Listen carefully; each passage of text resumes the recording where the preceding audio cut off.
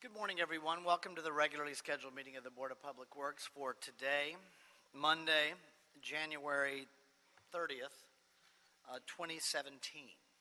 Commissioner Rivas, Repenning, James, Davis, and Jacinto are present. President James, we have a quorum. May we start with Bureau introductions, please, starting with Bureau of Sanitation. Anita Fernandez, Bureau of Sanitation. Good morning, Steve Chen, Bureau of Engineering. Good morning, John Olinger, Contract Administration. Good morning, Asad Al-Najjar, Bureau of State Lighting. Good morning, Robert Gutierrez, Bureau of Street Services. Good morning, Ted Jordan, Public Works General Counsel.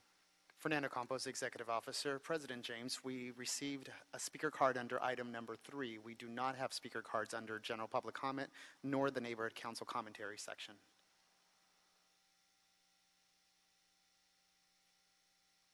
Okay, then we'll close our general public comment as well as the Neighborhood Council category of commentary.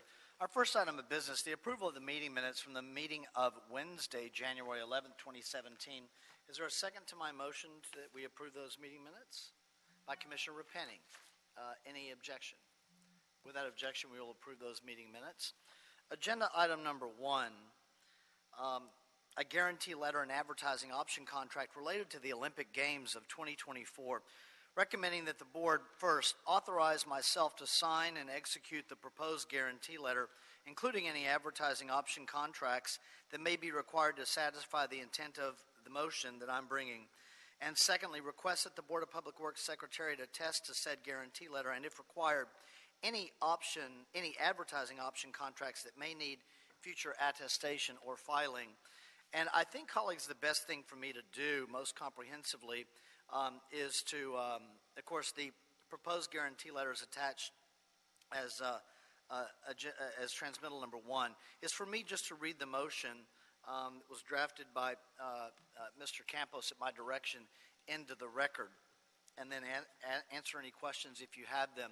Obviously, this is a result of an approach that was made to me through the mayor's office and the LA24 committee as the city meets its requirements for the upcoming completion of the bid process for the 2024 Olympics. The motion reads, in September 2015, the City of Los Angeles, in support by the U.S. Olympic Committee and the Los Angeles 2024 Olympic Organizing Committee, agreed to submit the City of Los Angeles as the U.S. bid city to host the 2024 Olympics and Paralympic Games. The Los Angeles 2024 Exploratory Committee, a California not-for-profit corporation, has been authorized by the city to represent the city with its candidature to host the 2024 Games. As part of the candidature for the 2024 Games, the city must demonstrate to the International Olympic Committee that it will take the necessary steps to protect the economic value of authorized Olympic sponsorships and the rights of authorized Olympic marketing partners by preventing ambush marketing, namely intentional and unintentional attempts to create a false or unauthorized commercial association with the Olympic movement or the 2024 Games. To protect the economic value and right of sponsorships and marketing partners, respectively, a guarantee letter must be executed between LA24 and the city to purchase outdoor advertising space on public transport, and advertising space at airports, in each case being located in the city and other cities having an operational role in the 2024 Games for a specified period of time, tentatively July 5th, 2024 through September 6th, 2024, subject to change. You'll see that that's roughly a 2-month period. With the execution of the proposed guarantee letter, including any potential advertising option contracts as needed, LA 2024 anticipates to enter into option agreements with certain out-of-home advertising sales companies, where these companies will grant LA 24 an option to purchase all of the commercial out-of-home advertising space or signs located in the city and other cities having an operational role in the 2024 Games. The Board of Public Works, of course, oversees and controls advertising space in and around the Olympic locations, including bus benches and street furniture, as outlined in the proposed guarantee letter, including appendix numbers 1 and 2. It is therefore moved that the Board of Public Works first authorize myself, the board president, to sign and execute the proposed guarantee letter, including any advertised option contracts that may be required to satisfy the intent of the motion, and secondly, request that the Board of Public Works Secretary attest to said guarantee letter, and if required, any advertising option contracts that may need future attestation and/or filing. And I'll just mention that in preparation of the process, we worked with the LA24 committee and the city attorney's office for the compilation of the process as well as the accompanying documents. Any questions? Basically what we're doing is guaranteeing the use of ad space in and around the Olympic locations. The current street furniture contract expires, Mr. Jordan, in 2021, correct? Yes, that is my understanding. Yeah, this is past that expiration date. Any questions? Then it's my motion, so I'll make the motion. Is there a second? By Commissioners Davis and Jacinto. Any objection? With that objection, we'll adopt agenda item number 1. Any issue sending number 1 forthwith?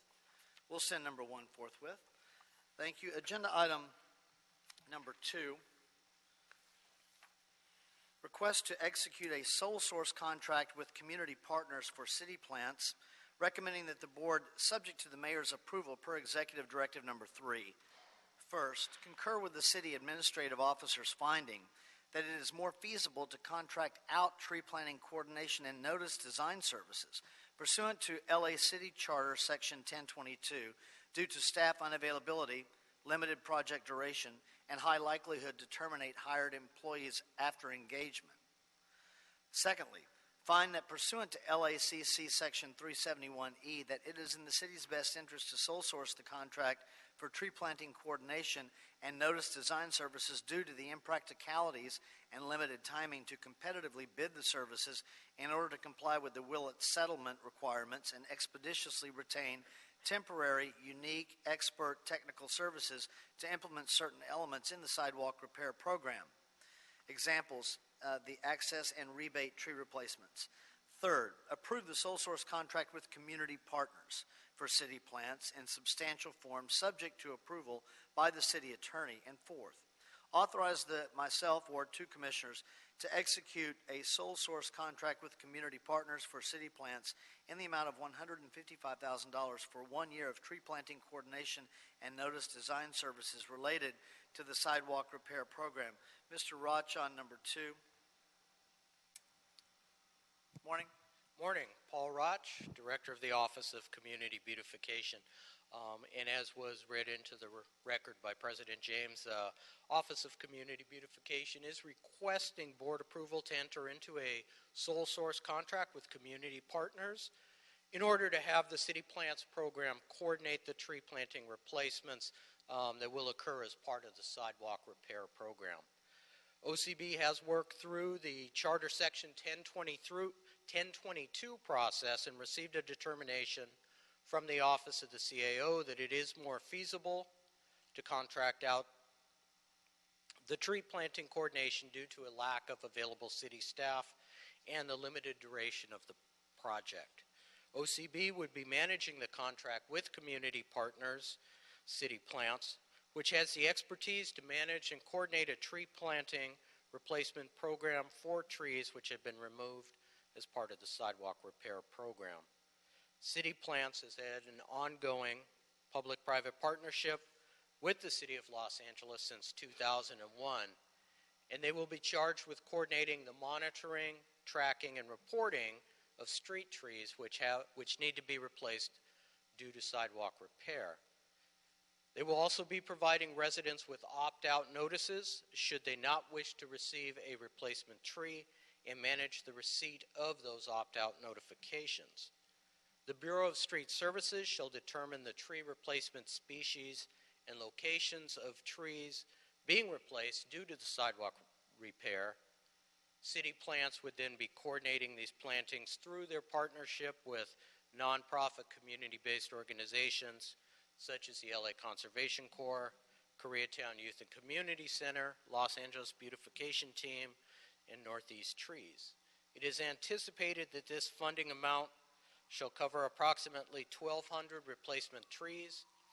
We are requesting board approval for this 1-year contract with the intention of releasing a competitive RFP as we gain more experience in how the program will operate.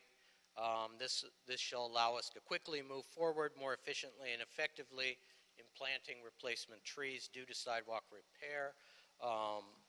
This has been a good joint effort between OCB, Mr. Campos representing the board, Bureau of Street Services, Bureau of Engineering, and of course the City Plants Program. We do respectfully request board approval. Thank you, Paul. Not really a question as much as a comment. The tree removal and replacement part of the sidewalk repair program obviously is a big deal, and so it sounds like this the process that you guys have come up with. I know it took a number of meetings and discussions. Thank you for the work that was put into it, Liz and Fernando as well. Anybody have any questions on agenda item number 2? I don't have any questions. And just so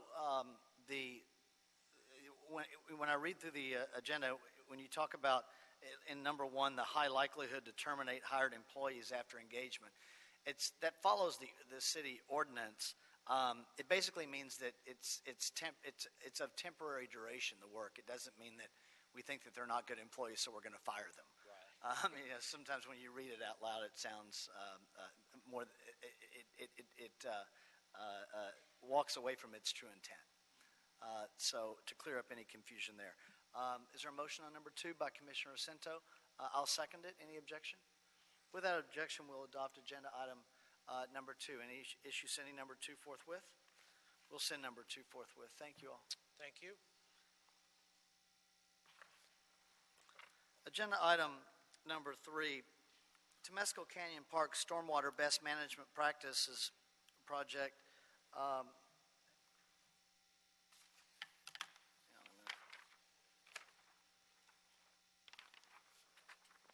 Phase 1 in Council District 11, recommending that the board accept the contract. Secondly, assess Los Angeles Engineering Incorporated with a penalty in the amount of $4,030 for the unauthorized subcontractor substitution of one bid-listed minority business enterprise subcontractor. And third, instruct the Director of the Office of Accounting to disencumber the recommended city penalty in the amount of $4,030 from the project fund and to release the remaining funds of $2,467.50 to Los Angeles Engineering. We have a speaker card on it, a representative of Los Angeles Engineering. Ms. McGlinchey, would you explain what's the recommendation of the Bureau, and then we'll go to our speaker card. Yes, good morning. Linda McGlinchey with the Bureau of Contract Administration, Office of Contract Compliance. LA Engineering had bid listed George Jew Manufacturing Incorporated, doing business as Paramount Metals and Supply, to furnish and install miscellaneous metals for a total of $69,840. When they requested approval for this subcontractor, they actually stated that there had been changes in scope of work and a deduct change order, and they requested approval for $64,975. That was approved. Staff, however, confirmed that Paramount only performed $60,945 worth of work, which left a potential penalty of $6,497.50, which is the 10% of the approved subcontract amount. We informed LA Engineering of our recommended penalty. They again said that scope of work had changed and believed that they should not be penalized for the difference in the approved amount and what was actually performed. As I said, the scope of work that they talked about was in their request for approval letter for this subcontractor. However, there was no change order that deducted that work from the contract. We did reach out to the Bureau of Engineering. They confirmed that the scope of work had changed and concurred with LA Engineering's estimated value of that work. But again, because no change order deducting the work was issued, basically the city paid the contractor for that work, and we can't credit them for that. Therefore, we are recommending the penalty.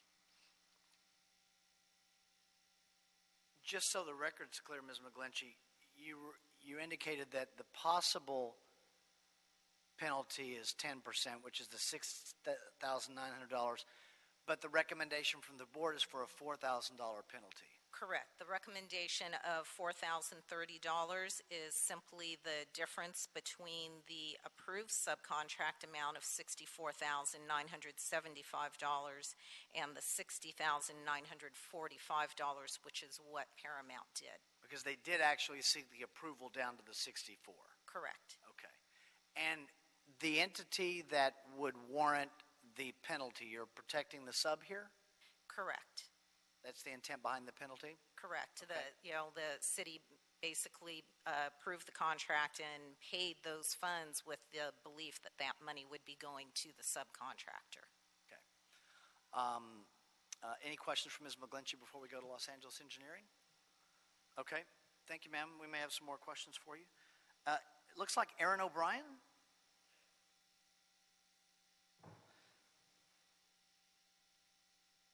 Morning. Good morning, sir. So yes, we did request a change order amount for the subcontractor back in 2013, over 3 years ago, with these changes made to the subcontractor. One of them, for instance, was for some ladders that were actually provided by... One of the changes to the sub was for some ladders that were actually provided by the precast manufacturer because they were cast in place, so that was a scope change. They included some items that weren't actually needed. Another item was for a weir plate that was going to be provided that was actually no longer needed because of an RFI change. That was $180. Another item was for a change in an electrical vault, which the city did issue a change order for, which changed their scope $2,440. So this amount was requested back in 2013, over 3 years ago. We didn't receive a response until, until we were informed of the penalty September 23rd, 2015. We appealed that right away. The staff confirmed with the Bureau of Engineering of the changes that we made with our subcontractor, and we're still, this job has been done over 2 years ago, and we're still talking, they still got $6,000 of our money, and I feel that it's due to us. We didn't cheat out any of our subcontractors. This was a change that they approved as well. There's a letter in here from the subcontractor stating that, yes, these changes were made. Okay. Any questions for Mr. O'Brien? Thank you, sir. We may have some additional questions. And Ms. McGlinchey? Regarding the letter from the sub indicating that the changes were made, does the Bureau of Contract Administration have that? What of that? I do not see it. I couldn't say for sure whether or not we have that.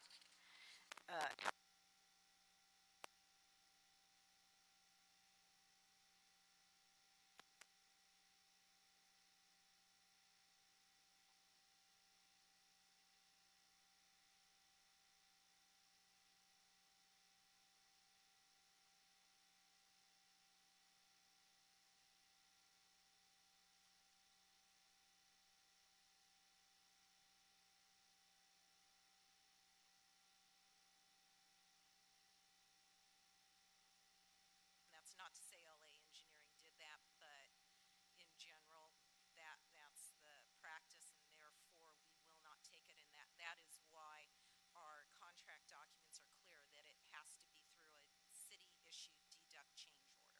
That's the practice behind the policy. Commissioner Cinta. Thank you. Linda, so should the prime...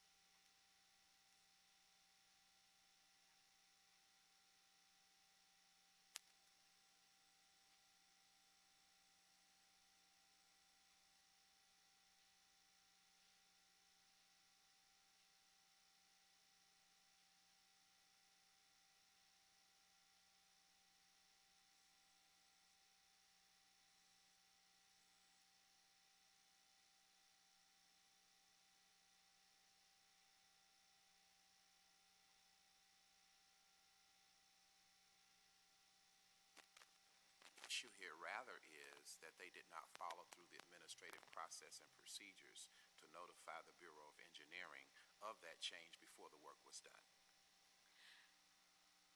Well, we know that the sub performed the work. It was more a matter of getting that credit deduct change order. From the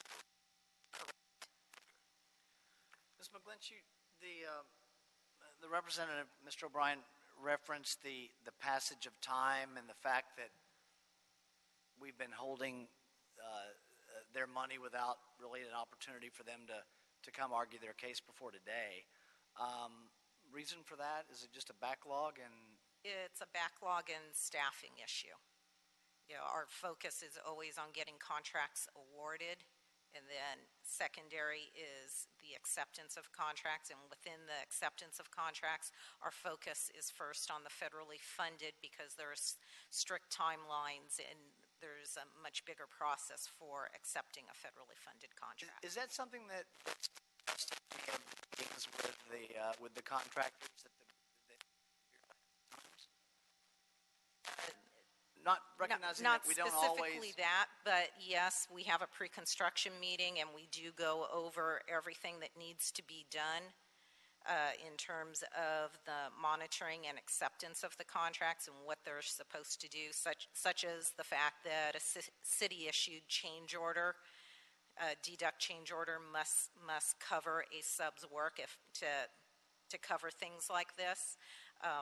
And obviously, the easier it is in terms of the administrative paperwork at the end of the contract, the quicker we can finalize it and get it out. and we work with, is it fair to say that we contract with Los Angeles Engineering a fair amount? Yes. And they, to their credit, we have a good working relationship with Los Angeles Engineering. They come back, we do business with them. We appreciate the relationship. They're a very credible firm. We're very happy with their work. Yes. Okay. But that, I always say in these hearings, that can be a double-edged sword because they also understand the process that the city has for some of these, what may seem minor at the time, but can end up in this kind of a hearing today. Correct. Colleagues, anything on this? Anything else? I will say that, given the history we have with LA Engineering, that there is some consideration, understanding also the time that transpired from 2013 to 2015. I think that's some consideration we should provide. Well, that's what I was looking for, Commissioner Cinto. Thank you. In the sense that I just wanted to get a sense what somebody else was thinking. My goal here would be to provide some consideration to it, and my recommendation would be to reduce the penalty to $3,000. Commissioner Penning, second that. Any objection? So, Mr. Campos, to reduce the penalty to $300, let me see if I can make the motion correctly, okay? I'm sorry, to $3,000. Let me see if I can make the motion that revises this correctly. So, number one, my motion is to accept the contract. Secondly, assess Los Angeles Engineering with a penalty in the amount of $3,000 for the unauthorized subcontractor substitution of one bid-listed minority business enterprise subcontractor. And that the purpose for that is, as we've described in our dialogue with Ms. McGlinchey on the practices behind the policy. And third, instruct the Director of Accounting to disencumber the recommended city penalty in the amount of $3,000 from the project fund and to release the remaining funds of $3,497.50 to Los Angeles Engineering Incorporated. Is that correct? Was my addition correct? That is correct. Okay. So that's the motion, seconded by Commissioners Repenning and Jacinto. Any objection? Without objection, we'll adopt agenda item number 3 as amended. Any issue sending it forthwith? We'll send number 3 forthwith as amended. Thank you, everyone. Thank you, sir. Agenda item number 4, CD11, task for solicitation, number EMGD 028, AECOM Technical Services Incorporated in Council District 11, Bureau of Engineering, and Bureau of Street Services, recommending that the board authorize the city engineer to issue the task to AECom from the pre-qualified on-call environmental documentation consultant services consultants list to provide environmental documentation services for the Asilomar Boulevard landslide mitigation project as stated in task order solicitation number EMGDO 28 with a budget authority of $486,480, which includes contingency. Peggy Nguyen? Good morning. Good morning. Peggy Nguyen, Environmental Supervisor, Bureau of Engineering Environmental Management Group. Today I'll be presenting for the board's consideration a TOS award to AECom for the preparation of a CEQA environmental impact report for the Asilomar Boulevard landslide mitigation project. Richard Louie, the project manager for the Asilomar project from Geotechnical Engineering Hillside Slope Stability Program, is here to assist me with answering any technical questions that you may have about the project. And William Jones is also here from Environmental Management Group to assist with environmental planning questions. Before I continue to describe the project, I'd like to note for the record that there was a typo in the TOS. The contract number was mistakenly typed as EMGS. It should have been EMGD, and we've made the correction and initialed it on your transmittals, and it's also correct in the board report. The Asilomar Boulevard is a residential road in the Pacific Palisades community. It sits atop a very slowly advancing landslide, and currently one of the two lane of the road has collapsed and is impassable, a portion of it. The city is planning to install dewatering wells and retaining wall structures to stabilize the Asilomar Boulevard. Design is expected to be completed fall of 2017, and bid and award and construction is expected to be completed in fall of 2019. The Environmental Management Group has determined that a CEQA EIR is needed and that a NEPA analysis may also be needed. EMG has also determined after a preliminary biological survey of the slope that Palos Verdes blue butterfly and coastal California gnatcatcher, protected species under the Federal Endangered Species Act, may be present, and therefore special protocol surveys are needed in addition to the typical technical studies that we would do with a CEQA EIR. These requirements were included in the TOS, and as such, for this task, AECom would be preparing a CEQA EIR, a NEPA preliminary environmental study. They would be coordinating with Caltrans on our behalf to obtain guidance on any additional NEPA documents, and they would be preparing technical studies assessing environmental impacts for the proposed project. This task is anticipated to be completed within 14 to 15 months from the issuance of the NTP.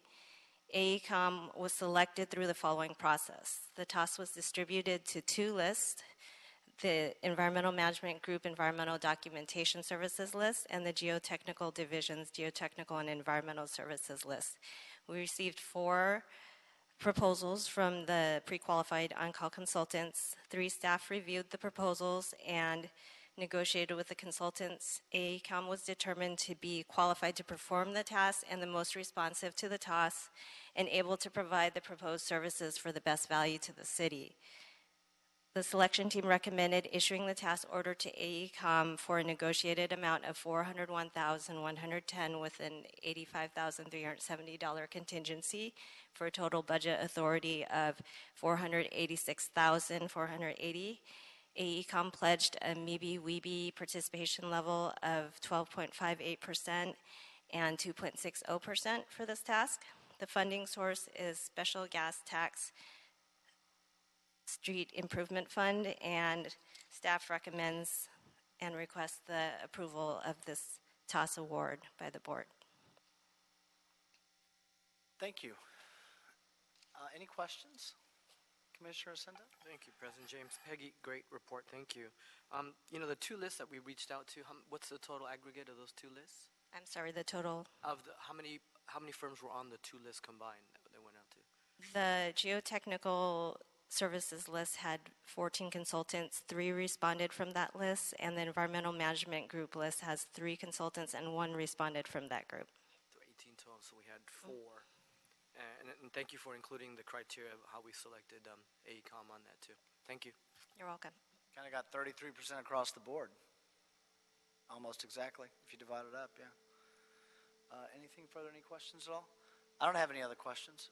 Commissioner Santos made a motion that we adopt agenda item number 4. I'll second it. Any objection? Without objection, we'll adopt agenda item number 4. Any issue sending number 4 forthwith? Thank you very much. We will send number 4 forthwith. Thank you. Agenda item number 5, implementation of the Venice Boulevard Great Streets project in Council District 11.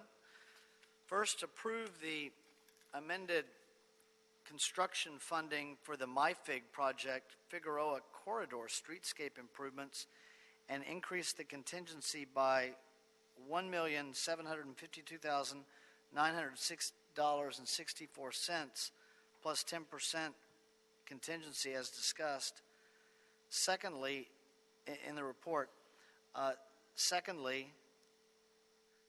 authorize the general manager, Department of Transportation, to issue a supplemental non-participating change order bid item number NP60 serial number 1 with All American Asphalt for $1,752,906.64, which includes the 10% contingency, to implement the Venice Boulevard Great Streets project, which includes the installation of 4 new signalized intersections, improvements at 5 existing signalized intersections, and construction of median island access ramps and curb ramps on Venice Boulevard between Beethoven Street and Inglewood Boulevard.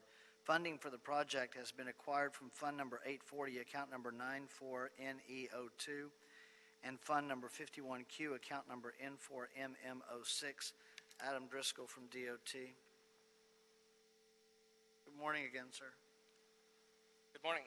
Thank you, Commissioners. My name is Adam Driscoll. I'm an engineer with the Department of Transportation, and I'm here today to recommend that you amend the MyFig project contract and authorize the department to issue a supplemental non-participating change order for approximately $1.7 million to All American Asphalt so that we can implement the Venice Boulevard Great Streets project. A quick background on this Great Streets Initiative. It was launched by the mayor in 2014, and as part of the Great Streets Initiative, each council district was asked to identify a single street within their district to be the focus of enhancements and improvements that will sort of create a more livable, workable, engaging public space with a goal to increase economic activity and pedestrian mobility and access and just improve the overall community engagement in the area. CD11 identified Venice Boulevard to be their great street that we would focus this work on, but at the time it was under the authority of Caltrans. So since that time, they've been working a lot to get the relinquishment done, and as of November 1st, 2016, we obtained the relinquishment, so now, along with $14.5 million, so now we have the authority to do work on Venice Boulevard. $1.5 million of that money is allocated for this project. There's a little more money on this that will be funded from Measure R. And as was described in the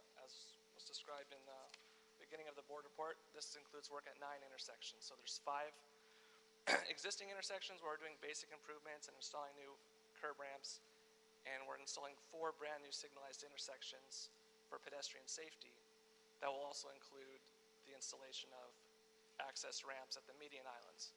Currently there's a long median island going down Venice Boulevard, so pedestrian access from the north side to the south side is somewhat limited. This will increase that access, and these signals will increase the pedestrian safety and mobility in sort of an effort to, meet the goals of this Great Streets Initiative. So the goals of this project are the signal improvements, the pedestrian access and mobility, and just getting the whole corridor up to the current ADA requirements. So we recommend that we get the authorization to proceed with this project.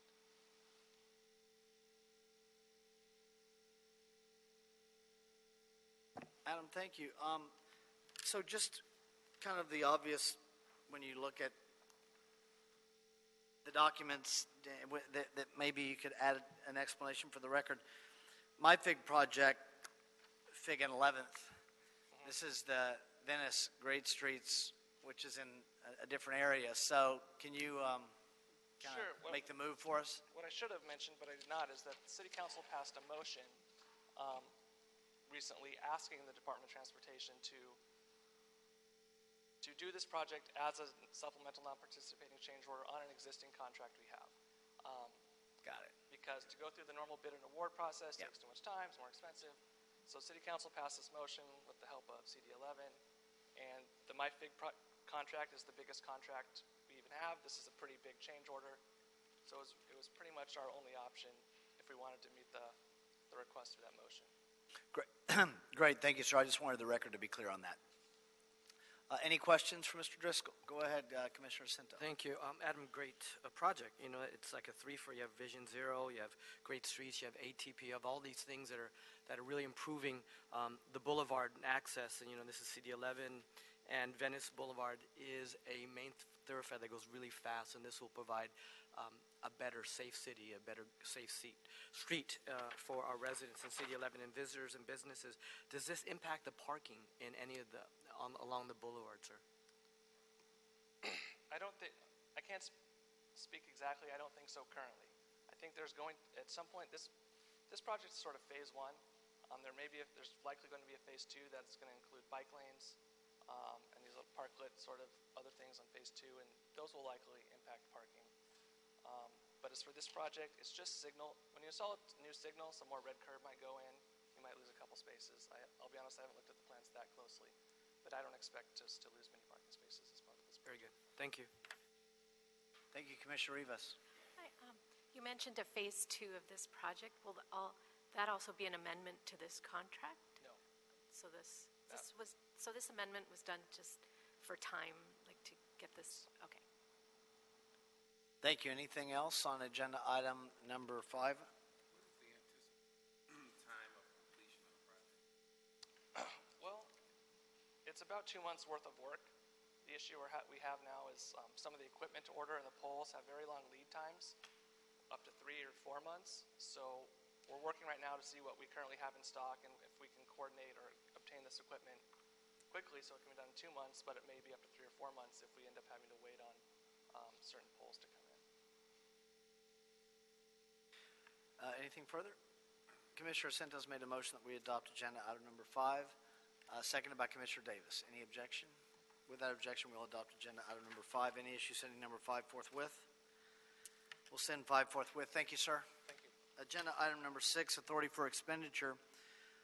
Water Environment Research Foundation, the Office of Accounting and the Bureau of Sanitation are requesting board approval and execution of an authority for expenditure to the Water Environment Research Foundation in the amount of $103,200 to pay for our WRF subscription for November 1, 2016 to October 31, 2017. The city uses the research material from WRF to improve efficiency and productivity. Ms. Gilbert on number 6.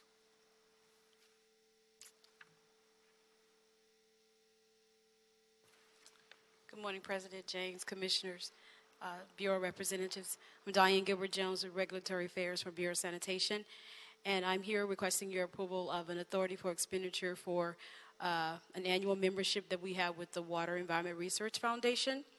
We've been actually a member of that foundation for over 20 years. It is a foundation that does research projects that's related to water, wastewater, biosolids, and organic residuals that are produced at wastewater treatment plants. We've been actively involved in some of the research, and specifically we've used a lot of the research to support our litigation with Measure E litigation in Kern County. We've also had a lot of the research specifically targeted to California based upon the use of a lot of the compost and land application that we actually do throughout the state. And so we have gained a lot of support from this research, and also that we're actively involved. I sit on 2 committees that are looking at research that are currently ongoing in California related to the use of compost. And so we're asking your approval of this authority for expenditure for this annual membership dues. So it's a subscriber-only research database, correct? Correct. You can only get in if you subscribe to the actual foundation. You get actual updates on the research. You get to be part of the technical advisory committees, which I state I am part of 2 that's ongoing right now. And also you get the results of that research and have the ability to make recommendations based upon what that research. And also, us being City of LA, we actually have the ability to kind of target some of the research based upon some of the issues that may be prevalent in California as well. And these are some of the leading researcher, sort of the leading researchers in their field, and correct? Definitely. We've used some of those researches and some of those professors in our Kern County litigation as well. They testified on our behalf, yes. From my old world, Ms. Gilbert-Jones, it's kind of they're expert witnesses of sorts. So this is kind of, to look at this a different way, we're paying expert witness fees for a constant stream of research from expert witnesses. That, yes, it could be characterized as that way. Also, we use a lot of the data as well from the actual research projects to support some of our efforts with the lawsuit as well that came from the research.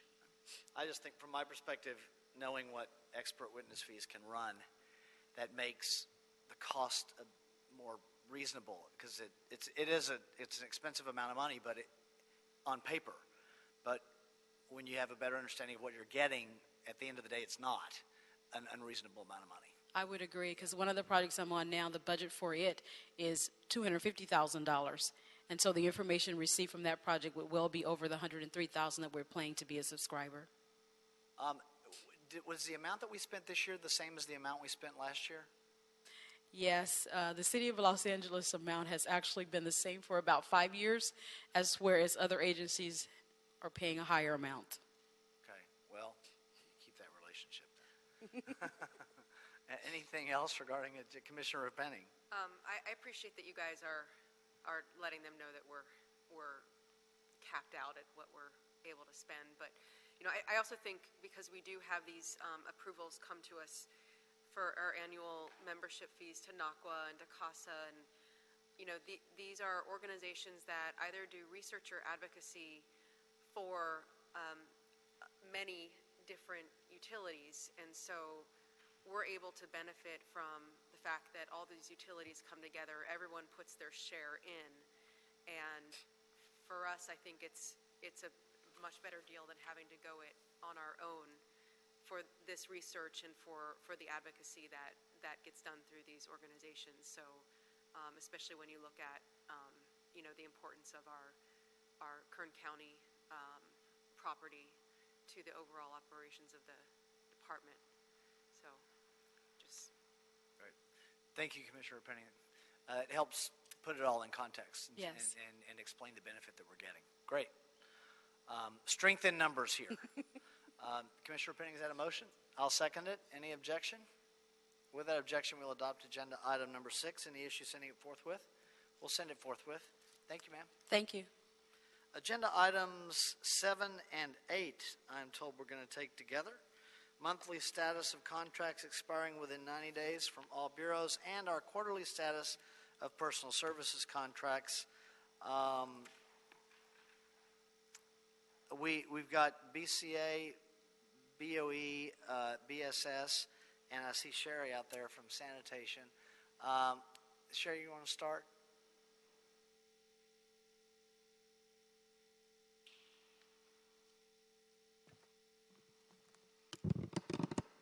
Good morning, Commissioners, Bureau Rep, City Attorney, Executive Officer. My name is Sherry Kuroki. I'm with the Bureau of Sanitation, here to present our report for the quarter ending December 31st, and I guess the month also.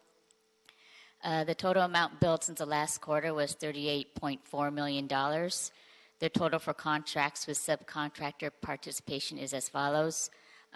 It's a breakdown, so that the old good faith effort contracts and the new business inclusion program contracts. So for the GFE contracts, $26.9 million. The BIP program contracts, $11.6 million. The MBE-WB breakdown is as follows. For the old GFE contracts, MBE, $278,895, or 1%. WBE, $249,002, or 0.9%. And for OBE, $5.8 million, or 21.7%, for a total of $6.37 million, or 23.7%. For the BIP contracts, the breakdown is MBE, $2.9 million, or 25.5%. WBE, $461,432, or 4.0%. SBE, a little under $1 million, or 8.6%. EBE 817,000 or 7.1%, DVBE a little under $3,700 or 0.03%, and OBE $1 million or 9.1%, for a total of $6.3 million or 54.3%.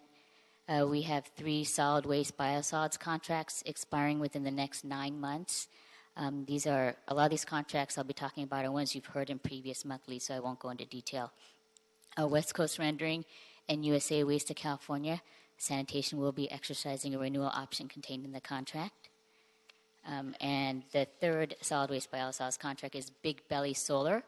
LA Sanitation will be amending the contract to increase the cost ceiling, and also still in discussions to extend the contract term. Not exactly sure how many months or years yet, but it will be into a new contract, can be secured through an RFP process. We have 3 wastewater contracts expiring within the next 9 months. All 3 will be renewed. Myron Electric, we're amending that contract to clarify compensation language and exercising a renewal option. Gatekeeper Systems, we're amending that contract to extend the term by 3 years and decrease the cost ceiling. And Conejo Crest, that's a Japanese garden contract, will be exercising the second one-year renewal option contained in that contract, and also at the same time preparing a new RFQ for services. We have 13 contracts with MBE, WBE deviation concerns. Unfortunately, that's up 7 since our last quarter. Most of them are with our wastewater on-call contracts. They're all task order based. I'm not going to go through all 13 with you here today because I don't think we have that much time, but yes, I will. Subs will be utilized later in the project is a common one. PSC, as the database we use, doesn't allow us to input an expenditure plan. And so a lot of the subcontractors are used towards the end of the project, so they currently read as a deviation. Also, oftentimes the scope of services is revised at the city's request, and therefore the subcontractor goals can't be met. And then also the city staff ends up performing work that should have gone to the subcontractors because we find we can do it in-house. And then lastly, sometimes the contractors overestimate the utilization of subcontractors, and for that reason, I'm currently reaching out to those project managers to find out exactly why. That's it.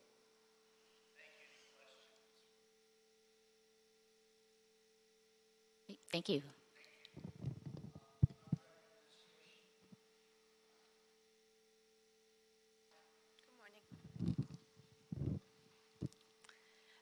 Good morning, President James, Commissioners, and Executive Staff. My name is Anna Divina. I'm with the Office of Wage Standards, Bureau of Contract Administration. On May 6, 2016, your board adopted and executed contracts with 12 consultants that were placed on pre-qualified on-call list for various wage standards enforcement and implementation projects. Out of those 12, 0 contracts will be expiring within the next 9 months. During this reporting period, which covers the second quarter of this fiscal year, total paid invoice amount was $34,252.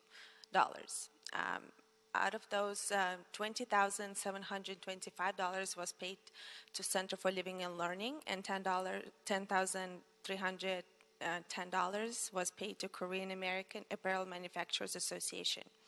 These CBOs have been helping us with TOS OWS 17-001, which consisted of door-to-door outreach to employers located in the city of Los Angeles.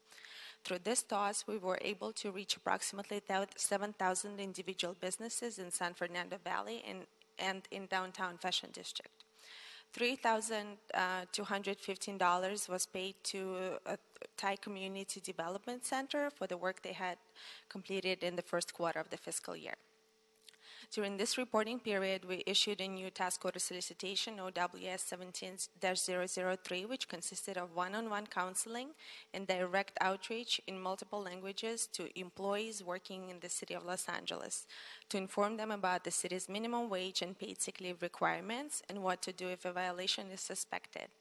This TOS was awarded to 6 consultants from the pre-qualified on-call list: Coalition for Humane Immigrant Rights of Los Angeles Black Worker Center, Garment Worker Center, Korean Immigrant Workers Alliance, Restaurant Opportunity Center of Los Angeles, and Warehouse Worker Resource Center. We don't have the final numbers yet, but through this TOS, we're hoping that our CBOs would reach approximately 500 employees through one-on-one counseling and approximately 9,000 employees through direct outreach.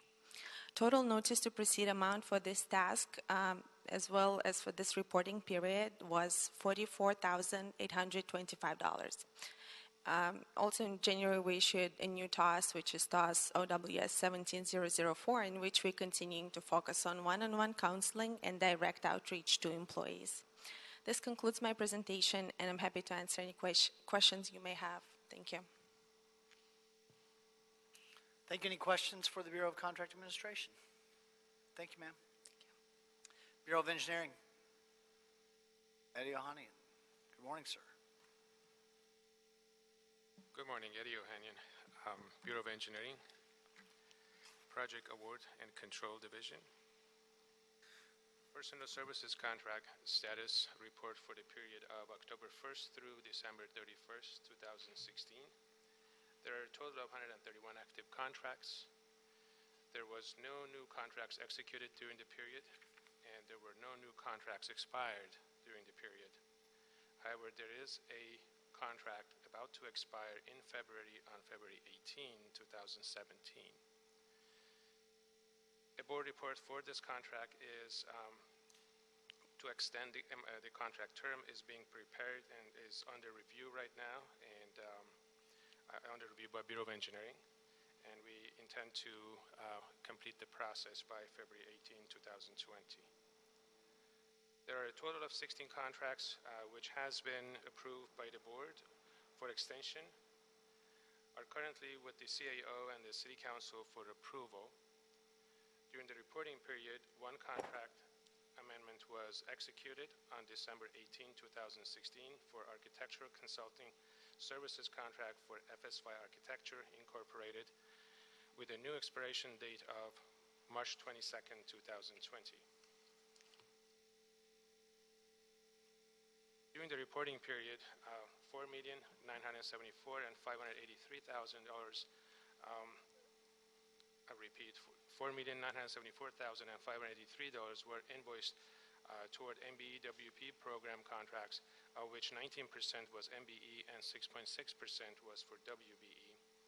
Also during the reporting period, $460,951 were invoiced for business inclusion program contracts, of which 3.6% MBE, 5.4% WBE, 6.6% SBE, and 4.9% EBE were achieved. And also during the disadvantaged business outreach program contracts were invoiced by $1,403,193, of which 13.8% was for DBE. 9 tasks were awarded during the reporting period for a total of $5,730,603, of which 5 tasks were under $100,000 and 4 were above $100,000. Our report indicates that there were 20 deviations from pledged amounts during this period by the consultant firms compared to 21 the quarter before. These deviations were due to various reasons, such as parts of the engineering work were self-performed by the city, by the Bureau. There were some deletions of scope. Sub-consultants' work has not yet started. That was some instances of this project, and it was going to take place toward the end of the task. And also one consultant did not respond or did not respond in a timely fashion. However, the program managers reported to us that there are sufficient opportunities for the firms to meet their pledges for at least 14 of the 20 deviations by task completion date. That concludes my report.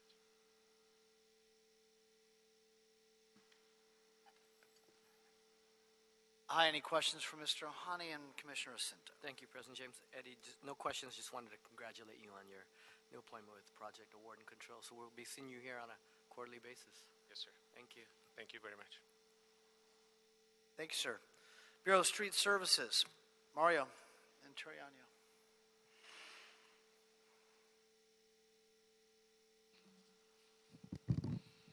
Good morning, everyone. Mario Antoriano with the Bureau of Street Services. The Bureau of Street Services actually the board awarded about 9 tree trimming contracts last year, June 15 of 2016. And those particular tree trimming contracts are all ready to expire, if not expired already. We are in the process of preparing board reports to exercise one of the 2 renewal options that were authorized, and we will soon be bringing that to the board in the very near future.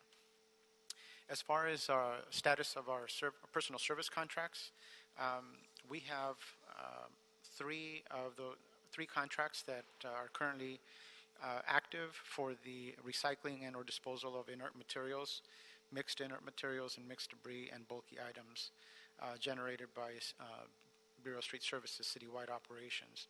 On February 11, 2015, the board authorized the Bureau of Sanitation to utilize these contracts, and subsequently on June 3rd, BSS increased the ceiling amounts.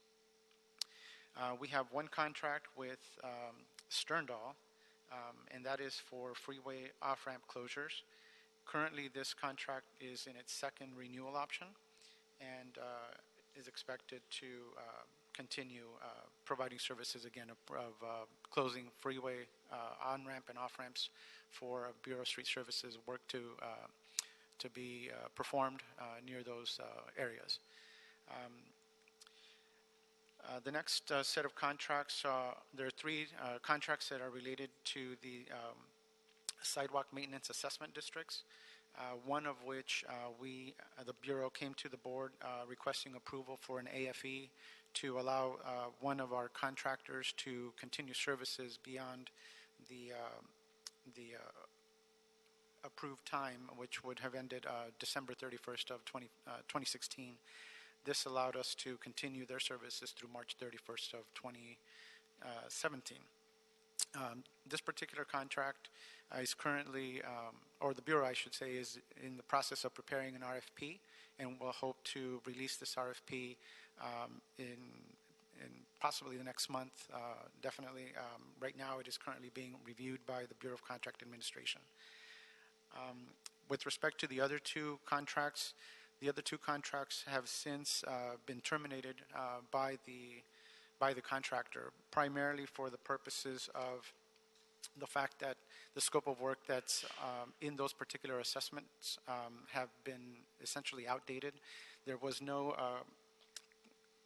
adjustment clause, I guess, if you will, in the assessment district to keep up with inflation. So the assessments collected are just insufficient to perform all of the scope of work that's in those particular contracts. The Bureau is currently working with the Office of the City Attorney to determine what is the best approach and solution, and hopes to report back soon as to what recommendations and solutions may be available, and those that the Bureau may decide to exercise. And then finally, we have 1 consultant contract with Dr. Shaheen. Dr. Shaheen is currently on a 3-year contract. It was currently, or I should say it was recently amended for Dr. Shaheen to provide a study to determine and establish a street damage restoration fee. So that study currently right now is at about halfway, and we expect that the findings or his recommendations will be presented before the end of, or I should say before the end of fiscal year 17-18, sorry. Thank you, Mario. So on the Dr. Shaheen consultant contract for the street damage restoration fee, a couple things. One, I'm going to talk to, this is just for the record, really, information. I'll be talking to the Bureau Director, to Mr. Salceda, about the controller's request that we expedite, that we ask Dr. Sheen to expedite the study, number 1. Number 2, in a letter that was sent to me by the controller, we have, frankly, collectively worked on an expanded scope of the study after Dr. Sheen had the opportunity to meet with both Nazario and the controller. So there may be some revision to that consultant contract going forward, just an FYI for everybody. Any questions or comments on this agenda item? Thank you. The oral reports will be received. Thank you very much. Thank you. Agenda item number 9, above ground facilities oral status update. Mr. Ledoux, and I understand you have a guest with you today.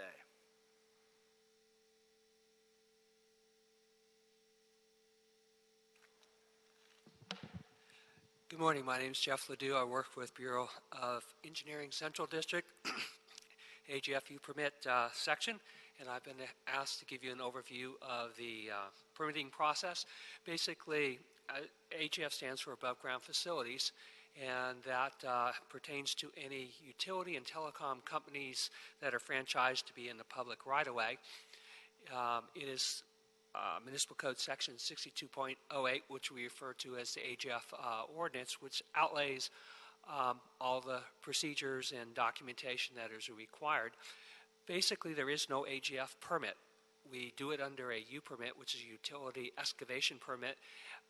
If they have cabinets, monopoles with, meaning utility poles without transmission lines, and any other appurtenances in the public right-of-way, then they have to get an above-ground facilities approval in regard to their U permit. Basically, the U permit process is online. They apply for it, and before they can get really started, they have to give, basically it's myself doing this for the most part, they have to give me hard copy documentation that is outlined in the municipal code section. Basically, it's a set of plans, obviously saying what they're doing and where it is.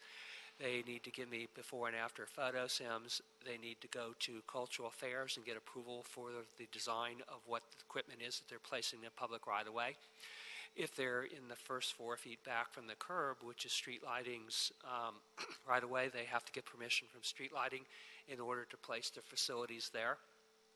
And one of the main sections of the ordinance is the notification clause. They do have to notify property that this equipment is adjacent to. The property on either side, provided you're not crossing a public right-of-way, then we do not notify, and the across the street lots. They also have to notify the council district. They have to notify the neighborhood council, and if there are any homeowners associations, they must notify them also. They give us proof of that by giving us a copy of the letter and documentation they sent out, as well as a copy of the registered receipt proving that they did indeed give it to the post office under registered mail. Once they have provided all that documentation, basically we go through and make sure it's correct, it's complete, and every piece of documentation that was required by the AGF ordinance is in our possession.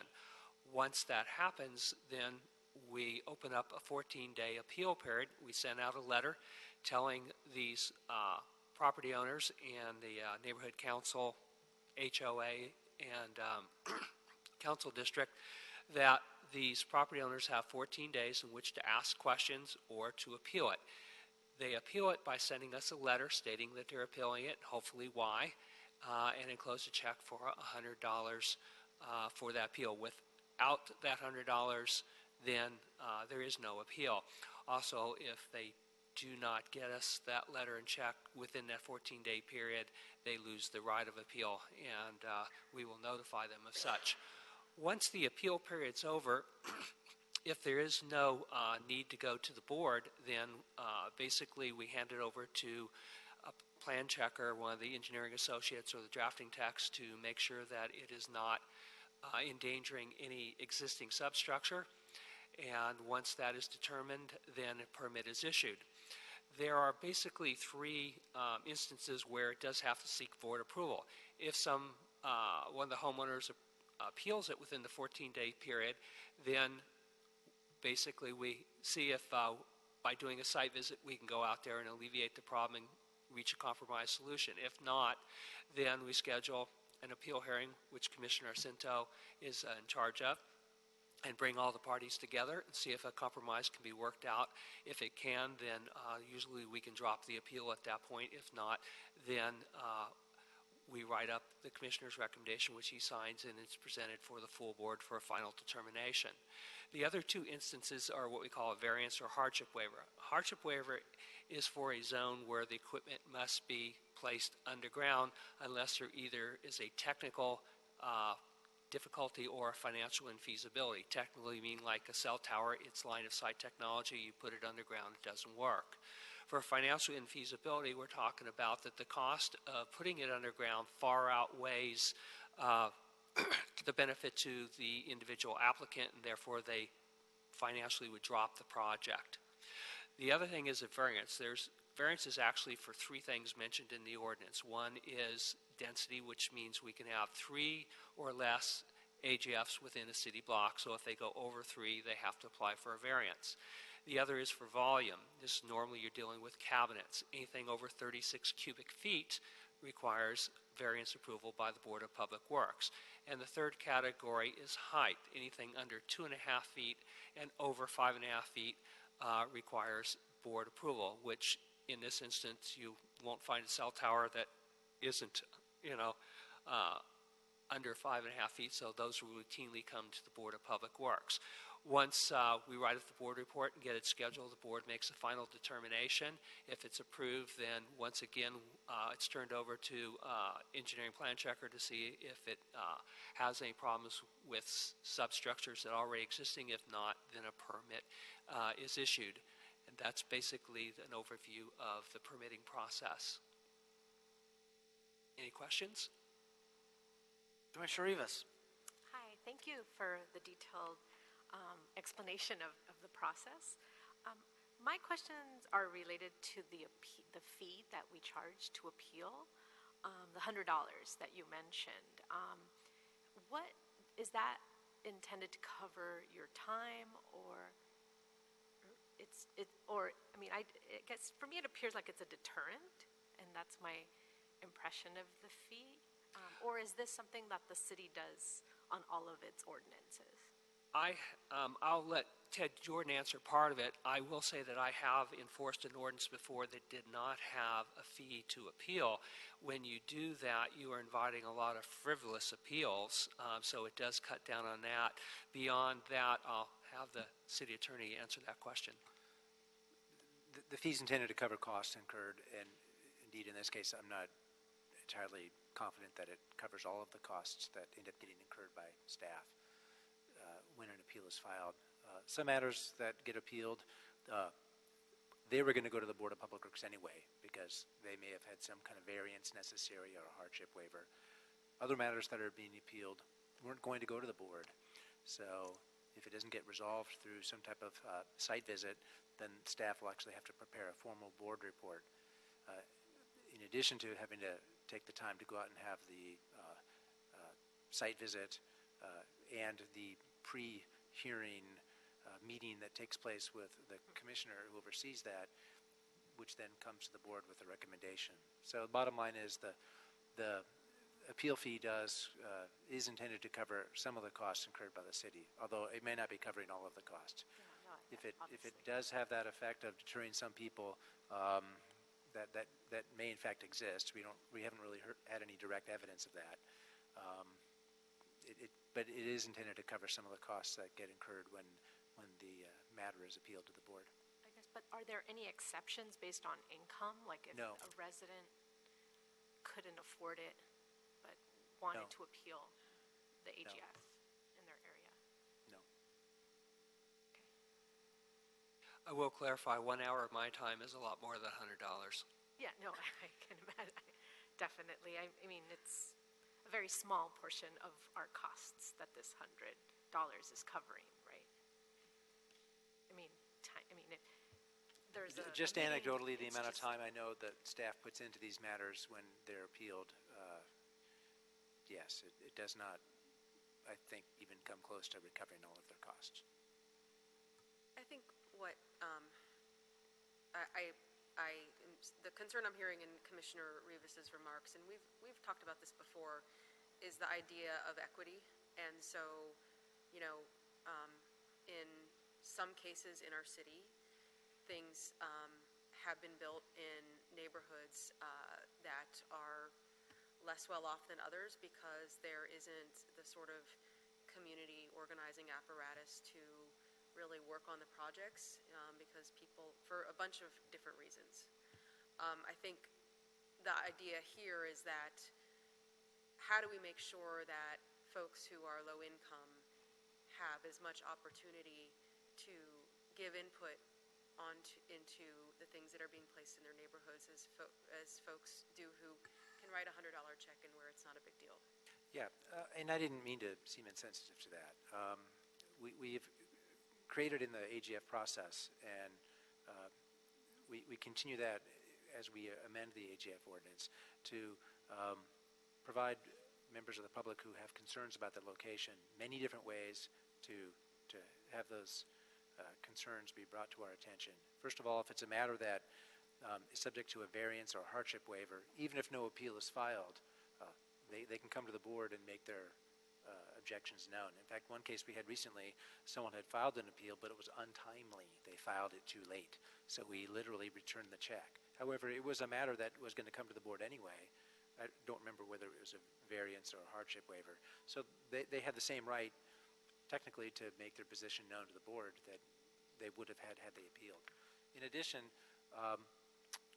they can make their views known to their council office and any neighborhood council that may represent them, and if there's an HOA, the homeowners association in their particular where they live, they can make their views known to the HOA as well.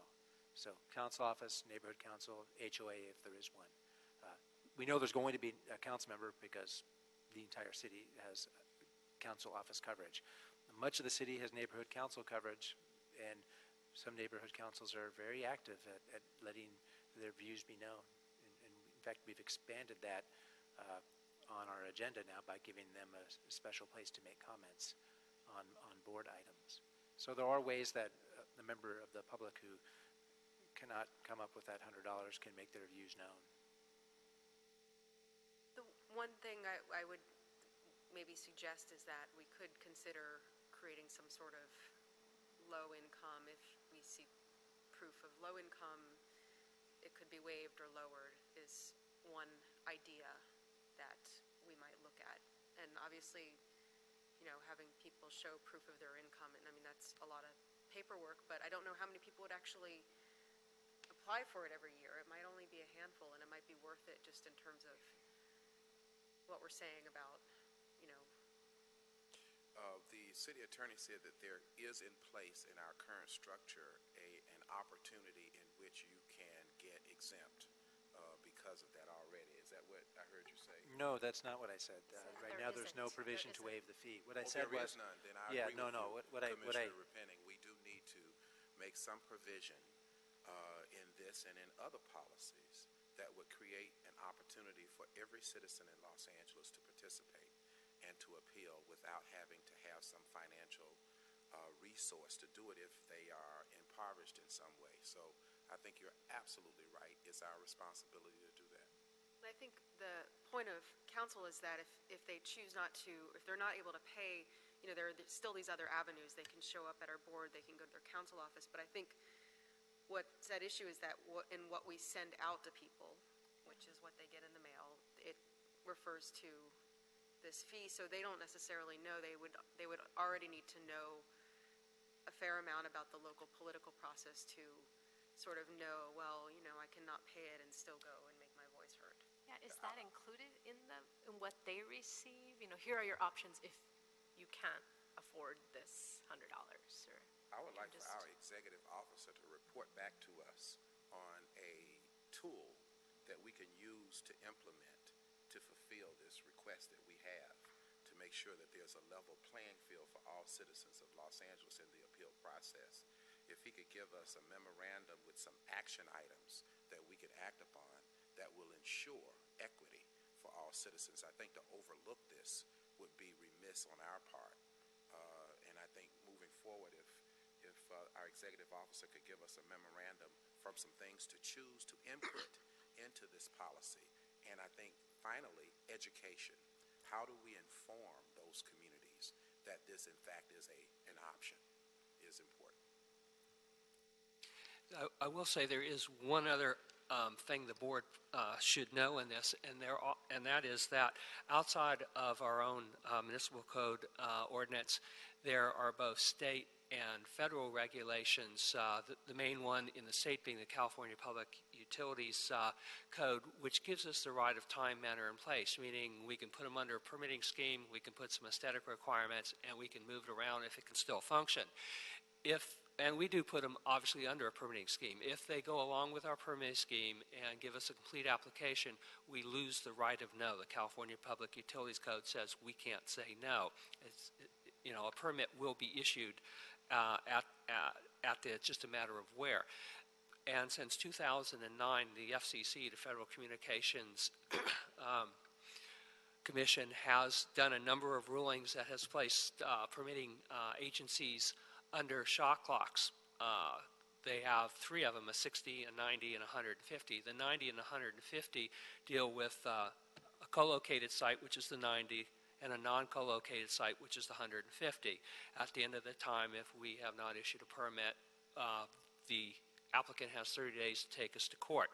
Under the 60-day shot clock, it was totally different. That was when they upgrade an existing co-located site that we had not permitted before. At the end of 60 days, they only have to give us something in writing or an email saying we're in violation of that 60-day shot clock, and the feds deem the permit approved. What you may not know, in January of 2016, our state assembly passed a bill that put the 90 and the 150-day shot clocks under the same rule as the 60, meaning that at the end of that time frame, if we've not issued a permit, if they give us an email or a letter stating we're in violation of that, it's deemed automatically approved. That makes it very hard when you're dealing with cell sites and you have an appeals process. It makes it nearly impossible. And I would just like to say that obviously our board, we're under certain obligations to place communications infrastructure, and I think we all want to make sure that we have that communication structure for the better of our city. We need it. However, there's a right way and a wrong way to go about it, and there are sites that are better than others. And I think what we're talking about here is just making sure that we have a fair and democratic process for people to have their voices heard in that, and not giving a group of folks who may be able to easily write a $100 check a better opportunity for input than those for whom $100 is real money. So I think we all understand we need to locate these cabinets, towers, but we want to do it in a way that is allows an equitable public process. So I think that I appreciate you, Commissioner Rivas, for... Sure, and I'd like to add before we conclude, Commissioner Repenning, in fact, if the state legislative bill and policy that we have, it has a need for some amendment, then certainly I would love for you to put together a memo so that we can forward it to our state legislators. We have quite a few from Los Angeles County whose job it is to make sure that state policy is relevant to the cities and counties that have to follow it. And what I'm hearing is that policy is not relevant as it relates to the concern that we have raised here today about accessibility for all of the citizens of Los Angeles who, in return, are citizens of the state of California. So I would love to have a memo from you that I can forward to one of our many legislators to update that legislation if we need to. Yeah, we can certainly work on that. As some of the legislative changes that Jeff has been referring to, both at the federal level before the FCC and at Sacramento with changes to the Public Utilities Code and regulations. The city, along with other cities, have actually been fairly active in making their views be known. Sure. As the amount of local control continues to be eroded. And just not meaning to put mobility on the spot. There's actually a pending rulemaking right now before the FCC that mobility is initiated to impact the fees charged and the local control over certain cell sites. Sure. They've indicated to me that it's really in response to how other cities have been treating them, not the city of Los Angeles. And we've worked very cooperatively with mobility. They've made changes to their installations at our request. Sure. And so I think we've had a fairly good relationship with them. I think based on what I'm hearing, that's not the case elsewhere. And so there's pending rulemaking going on right now that the city is actively taking a look at and may, as it has in the past, seek to participate in. But we can certainly work together to give you what options there are for adjusting or eliminating the appeal fee, and also what proposed changes would be good legislatively. Sure. As a former member of the Legislative Utilities Committee in the State Assembly, I'd be more than pleased to help our city to move forward with the resolution to this very important problem. Certainly, and there's others in the city family that have been involved in this pretty actively, so we can engage their effort to help as well. I would just ask one question to clarify a point that I want to make sure is clear, if I have it right. We don't, well, let me put it this way.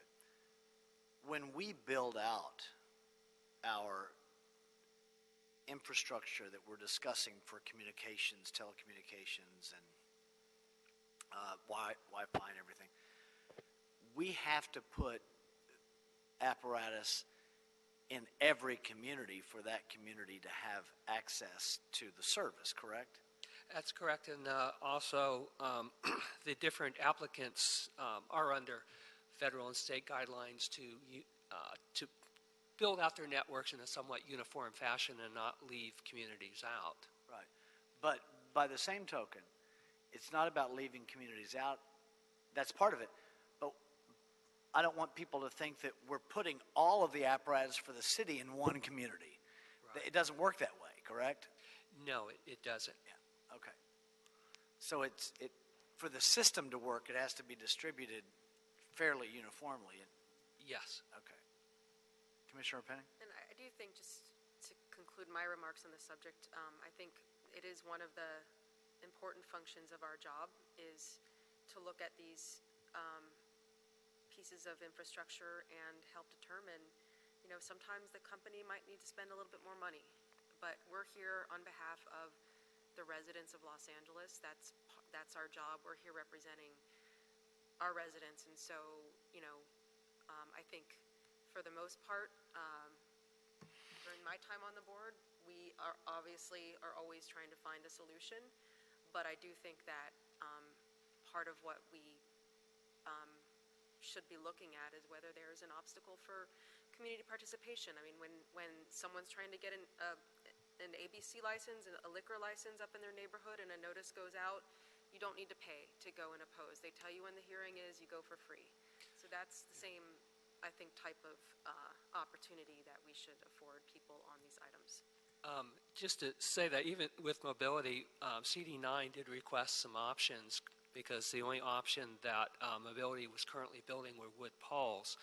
And they asked for a non-wood pole, and mobility did comply. They went before the Cultural Affairs Commission and showed them both a composite, which is basically a concrete pole, and a metal pole design, and Cultural Affairs did approve both of those, and the metal pole is being used in CD9.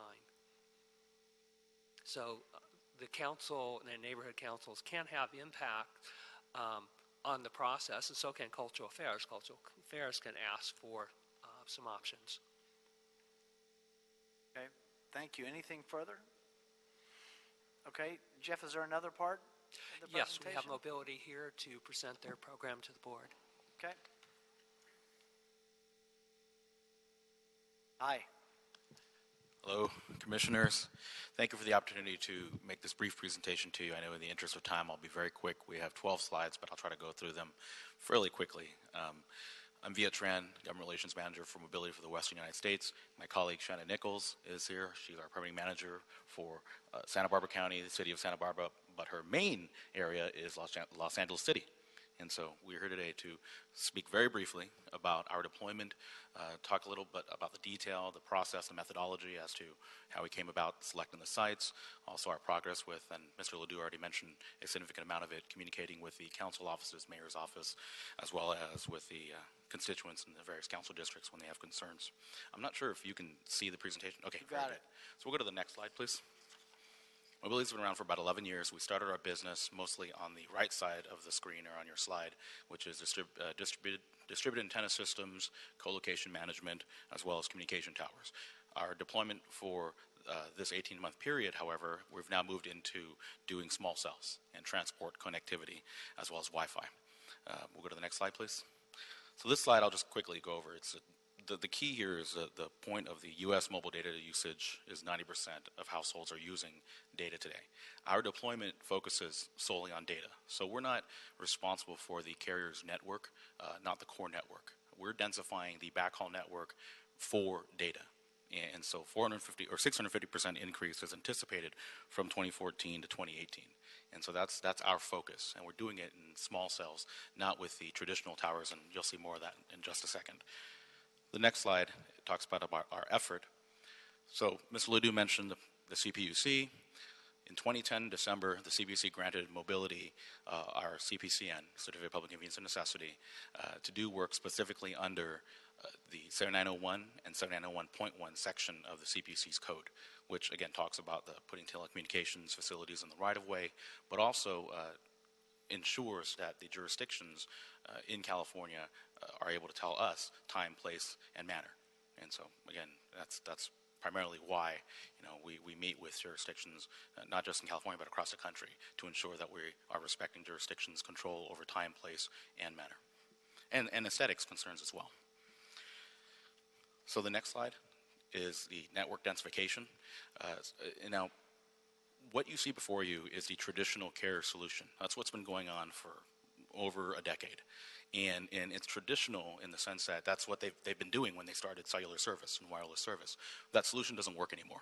I mean, the carriers realize it's costing them billions of dollars to site these locations, put up these ugly towers, and then you see the multiple antenna array. You see the 6, the 8, the 12, the 20 antenna array. It's ugly, it's blight, and it certainly causes concern, and carriers fail in getting these approved, permitted, and approved, and constructed. We'll go to the next slide, please. That's mobility solution. That's an example of a new pole. That's a deployment, and these are not photo simulations, these are actual deployments. That is a deployment in Atlanta, Georgia. And so, again, it's what we call the omni antenna on top, which negates the need for having to put in the multiple 6, 8, 12, 20 antenna.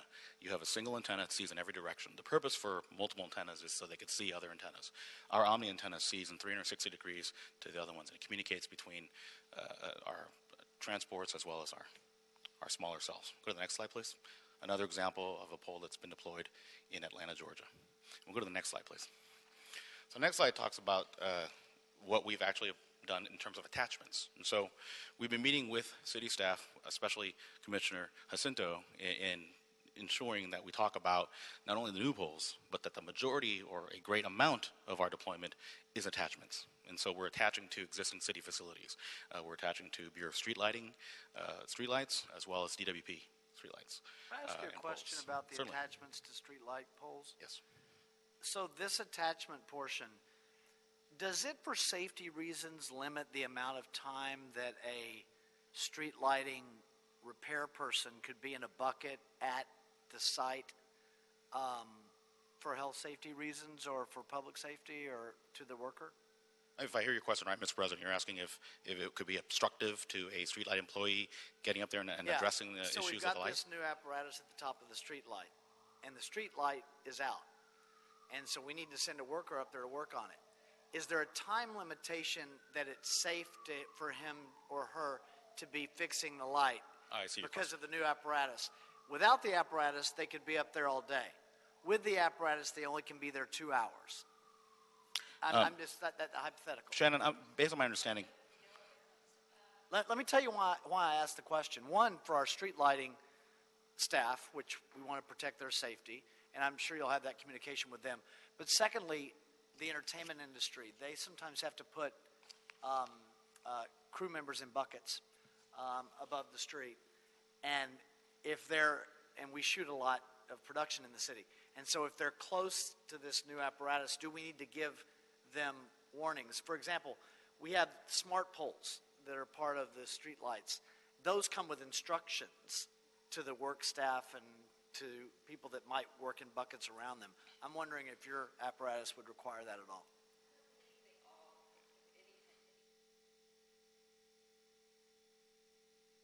Okay.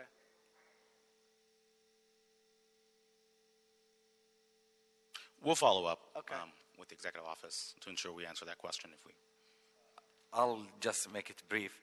The original first generation, we allowed installation were the repeater antennas, and those had an RF cable with very low voltage. So mostly it sits on the top of the pole and the wire going in without interfering with our wires.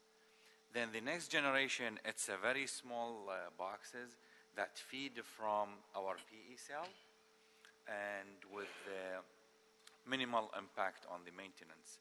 And that's why we moved to the smart poles, and we're doing the smart poles because then the companies could have all the electronics on the 110 or the even 240 volts within the pole itself without jeopardizing street lighting personnel. So they're safer. Much safer. Thank you. Great. But your apparatus is different than their apparatus. Right. Exactly. Yeah. And that's why the first generation we allowed on ours is just the antennas with no voltage within, and it's only like an RF cable type. And all the electronics for the first generation sat in a separate pull box close to our pull box. Okay. So it's separate than this apparatus. So you could follow up with me on your apparatus for both issues. Street lighting, which I know you'll talk to them anyway, but you could follow up with me directly for the film industry so I can get information to them. Certainly. Thank you. Thank you. Go to the next slide, please. So this slide is the aggregate map of all 15 council districts citywide. I know that Vice President Repenning, you mentioned that a lot of the times the cellular companies, the carriers will pick areas of low income, and sometimes there is an issue of equity and parity in terms of where they're siting.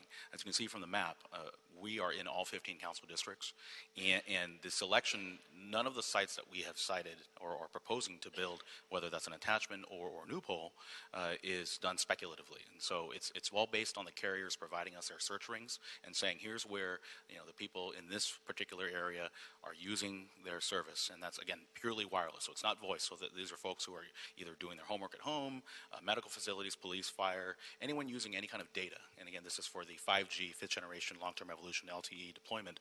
And so, as you can see from the map, it covers all 15 districts. Now, there are concentrations where there is the highest amount of usage, whether folks are living there, working there, or for if they're going to the Staples Center or whatever. And so, the search rings will identify areas where there's just heavy usage and folks are getting either very unreliable service to their phones, their tablets, their home computers or office devices, whatever it is that the carrier tells us this is where there's just a data lag and some or no service at all. And so they have to throttle their customers and drop people. And so that's where they want us to focus. And so that's where we've cited. But again, it's across the board, all 15 council districts. Go to the next slide, please. So this is just a very brief pro forma chart that talks about the economic, financial investment that mobility is making here in the city of Los Angeles. Just very briefly, just talks about our design, our field surveys, operationalizing, maintenance, and then and certainly construction and then maintenance. And we'll go to the next slide, please. So earlier, Mr. Ludu talked about how we've been meeting with staff and with council offices. As a former LA City staffer myself, where I worked for several members of the council and 2 mayoral administrations, I know full well and very intimately how you've got to work with the constituents, the council offices, mayor's office, and city departments up front and we've got to be proactive. We try not to be a reactive company, and so I'm very grateful and glad that mobility has those values. And so to that end, we met with the Cultural Affairs Commission February of last year to get our new pole design submitted. The commission approved it. However, when we met with Commissioner Jacinto, he had heard from Council District 9 that there were concerns. Again, to Ms. Ledoux's point, we had only offered wood poles at that point. So Commissioner Jacinto said, go back to CD9, find out what else you could offer. And so we went back to CD9. We met with them multiple times, including with the councilman himself. And after meeting with Councilman Price, it was determined that we should also offer steel. And then we took it another step further. We offered concrete marbleite. And so both concrete marbleite and steel went before the Cultural Affairs Commission in October of last year. We got unanimous approval from the commission, and we're very grateful for that, because now that doesn't just apply to CD9, that applies to all 15 council districts. And so when there are issues with wood, maybe it's not consistent, maybe it's all wood, and no, in some maybe areas where they want all wood, then we'll do all wood. But now we have the option of having wood, concrete, marbleite, and steel. And again, that is a direct result of our meetings with the commissioner as well as with the council districts. We've also met with the mayor's office in June of last year. Throughout the year, we've met with all the council districts, majority of them rather. We thank Mr. Ledoux for all the Herculean work that he does, because Shannon is constantly sending work to him, as well as to Mr. Liu and BOE.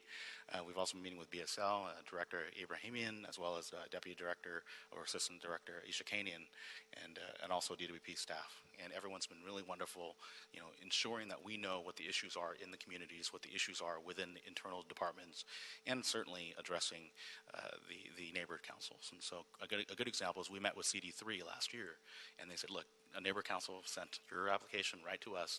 They're not appealing, but they're asking us to intervene. What's the deal? I mean, you guys, it's an 85-foot pole in front of a park. And so, no, it wasn't a park. But the point was it was an error on our part. The pole was nowhere near 85 feet, but it was a typo.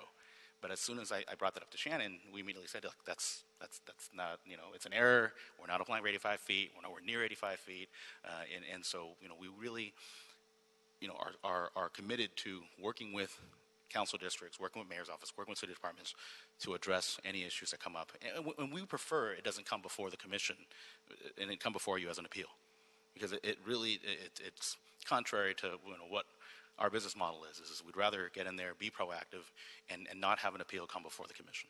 It puts us in a poor light. To address Mr. Jordan's concerns or his statement about the FCC filing, I just want to clarify, we do have, to Mr. Jordan's point, a great working relationship with the City of Los Angeles, with your staff.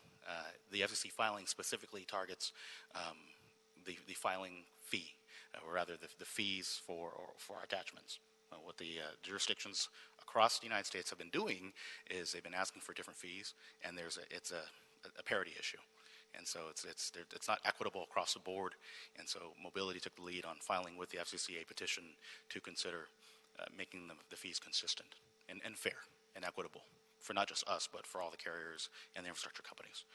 We've also briefed President James in August, and in December we briefed Commissioner Rivas as well about our deployment. And we're happy to brief the remaining commission as well if you'd like us to come before you and talk more in detail and in depth about our methodology and our process. But we certainly want to ensure that we're available and at your convenience. We'd love to come brief you as well. And then we have ongoing meetings with Commissioner Jacinto, and our variances started in June of 2016. As you know, it came before you many times, and it continues to come before you. Go to the final slide, please. So this is just an update as to where we're at today. So 2 new poles have been permitted, 22 new pole variances have been approved, 160 attachment sites have been approved, 145 attachment sites are built. Again, that's all to BSL. At this point, we're still working with DWP to attach to theirs, but our primary attachments have been to BSL. And this concludes my report, Commissioners, and Shannon and I are happy to answer any questions. Commissioner Repenning. I just want to thank you for the presentation, and I apologize. I didn't mean for you guys to get caught in the crosshairs of our back and forth, which really related only to the issue of whether we should be charging a fee for people to appeal. We appreciate that you guys have been doing a lot of work with a lot of folks to be engaged and to improve your own rollout. And I certainly never meant to suggest that you're putting things in certain neighborhoods. I think what I refer to is a larger historical point about not just LA, but about cities across the nation where, the rules of engagement on development tend to be different in higher income neighborhoods than they are on lower income neighborhoods. But I was not referring to you, nor was I referring specifically to communications infrastructure, just as a generality about life in the city and about our desire as commissioners and of servants of the public to always be aware of finding ways that we can make sure that we achieve equity and how people can be involved in the decisions we're making. Thank you. Thank you, Commissioner Penning. I would love to address that just a little further. Yes. Part of our application process, we have to notify neighbors before we can even apply for our variance. And often we hear from neighbors and residents in the area, and I try to work with them often before we even submit to the city to address concerns, so they don't even have to go through the appeal process. So we do take those serious, and just like, And Shannon has been very responsive. Her email and phone number, there's an email box. She gets emails constantly from folks, and she's highly responsive. And there are times when we'll copy the council office to let them know this issue came up in your council district. I know the Councilmember Busquino got a couple, and we copy them. We CC them on our responses. Shannon will pick up the phone. We'll go out to the field, to their location, and meet with them, and to explain, here's why we're building it. It's not a tower, it's a pole, and if you don't like it, we can move it. I think about 100 feet or so, depending upon RF, our RF needs. But we are very proactive in that. And Vice President Penning, I thank you for the clarification. But we just are very committed to ensuring this process is done the right way, and we also don't want folks to have to pay the $100. If they contact Shannon, that costs them nothing. And her email and our phone numbers are on there. And again, we're highly responsive. I don't think we've gotten any complaints about ignoring a community member asking for a response from us. Thank you. We appreciate that. Thank you, ma'am. Mr. Tran, thanks. I noted that you indicated you were going to be brief a lot. And it really, I was sitting here thinking, well, I hope that wasn't just because of the discussion that we just had. It was kind of just the convenience of agendizing that it worked out the way it did. Although Mr. Jordan didn't necessarily wasn't concerned about it since you guys have been over at the FCC. But we understand that Los Angeles wasn't the problem there. Thank you, sir. And we also, I think we're going to try to set up a meeting with Mr. Jordan to talk about the filing in detail. I think, we've spoken offline, and okay, great. Well, thank you for coming in. We certainly appreciate it. And we look forward to continuing to work together. Mr. Ledoux, thank you as well, as always. Anything else on this one? The oral reports will be received. Mr. Campos, have we cleared the desk? Yes, you. Okay, then we are adjourned. Thank you, everyone. Have a nice week.